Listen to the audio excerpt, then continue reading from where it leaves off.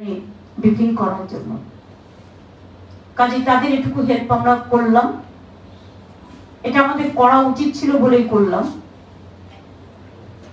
দুই হচ্ছে সব ডিএমদের এবং যারা আমাদের পাবলিক রিপ্রেজেন্টেটিভ আছে, জেলা পরিষদ আছে, পঞ্চায়েত সমিতি আছে, কর্পোরেশন আছে, সবাইকে অ্যালার্ট করা হলো। জলটা ছেড়েছে কৌশি নদী, 6 লক্ষ কিউসেক ছেড়েছে কৌশি নদীর জল। ফলে এই জলটা বিহারের গঙ্গা হয়ে ফরাক্কায় ঢুকবে এবং ফরাক্কায় ঢোকার আগে এটা উত্তর দিনাজপুর, দক্ষিণ দিনাজপুর কিছুটা, ওদিকে গাজল, ওদিকে ইটাহার, ওদিকে হরিরামপুরের কিছুটা, এদিকে মালদার রতুয়া, হরিশ্চন্দ্রপুর, ভুদ্দির চক তো অলরেডি আছে, ওদের অন্য প্রবলেম, ডিপিআর তৈরি হয়ে গেছে, ওদের বীজটা করবার জন্য বর্ষার জন্য কাজটা করা যায়নি। এবং তাছাড়াও ফরাক্কা, সুতি, ভগবান গোলার, লালগোলারও কিছুটা পার্ট, এবং আরো যদি এলাকা থাকে, যেমন কুচবিহারে আমাদের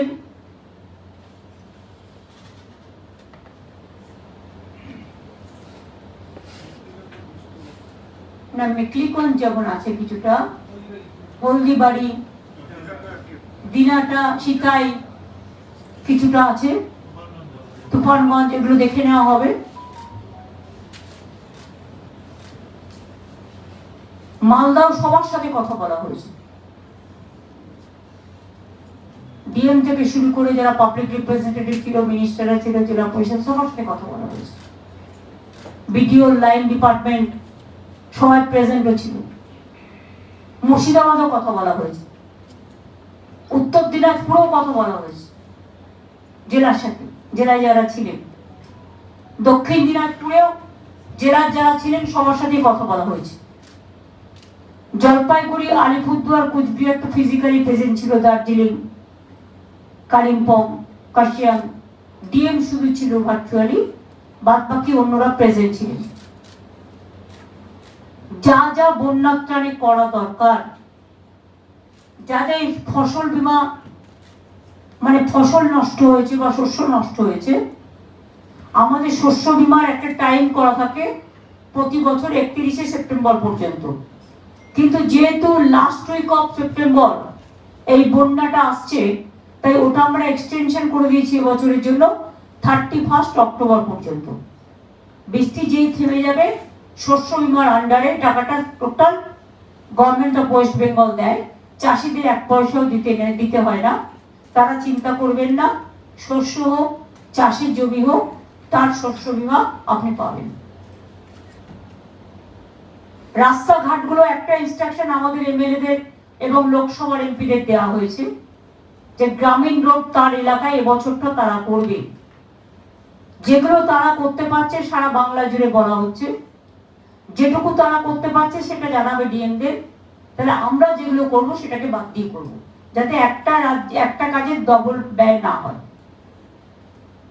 ঘরবাড়ি যেগুলো ভেঙে গেছে, ইতিমধ্যেই আপনারা জানেন গভর্নমেন্ট অফ ইন্ডিয়া ফ্লাডেও 1 পয়সা আমাদের দেয় না, যদিও flood control board, flood action এগুলো গভর্নমেন্ট অফ ইন্ডিয়ার অধীনে, ফরাক্কা ড্রেজিং করে না, ফলে ফরাক্কায় আরো জল জমা রাখতে পারত, যার জন্য বিহারও ডুবে, বাংলাও ডুবে, দুটো রাজ্যেরই প্রবলেম হয়।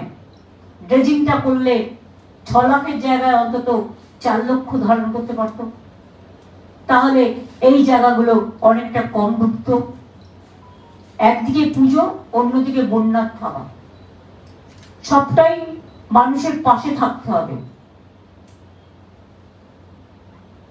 পুজো বলে বন্যার ত্রাণে মানুষের কাছ থেকে সরে গেলে হবে না, এটাও কিন্তু একটা সেবা।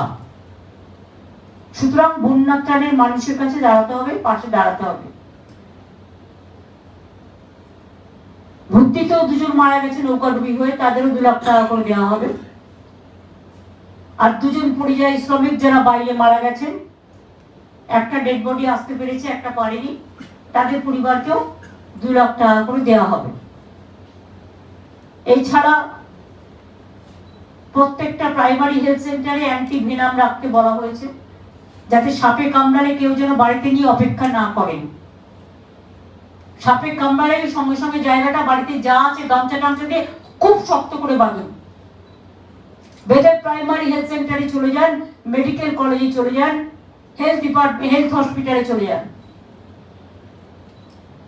ওখানে অ্যান্টিভেনাম রাখা আছে, অ্যান্টিভেনামটা দিতে হবে, তাহলে সে সঙ্গে সঙ্গে বেঁচে যাবে। কি কেউ যদি অপেক্ষা করে তাহলে কিন্তু তার সেন্স নাও আসতে পারে।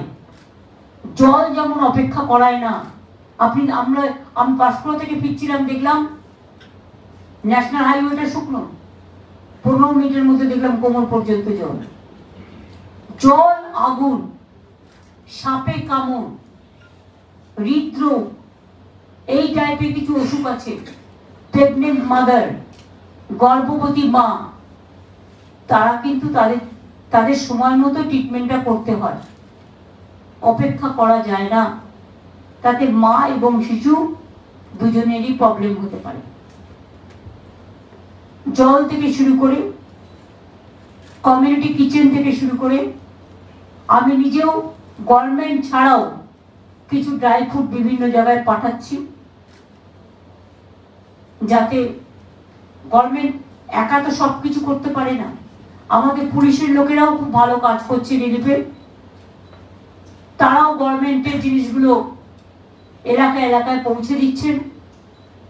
এটা একটা বড় কাজ, কিন্তু পুজো আসলে তাদের আবার ল অ্যান্ড অর্ডার আছে। গঙ্গার পার্শ্ববর্তী অঞ্চলে যারা আছেন, যারা জানেন জল উঠলে উঠতে পারে, এখন নেই বলে কালকে উঠবে না তার কোনো ব্যাপার নেই, কারণ যে জলটা ছেড়েছে সেটা আসতে 24 ঘন্টা লাগে। ফলে তারা যেন কালকে রাত্রি 12টা থেকে ডিএমএসপি মাইকিং করে অনেক জায়গায় লোককে শিফট করিয়েছে, এবং যতক্ষণ মহালয়ের হাই টাইড না কাটছে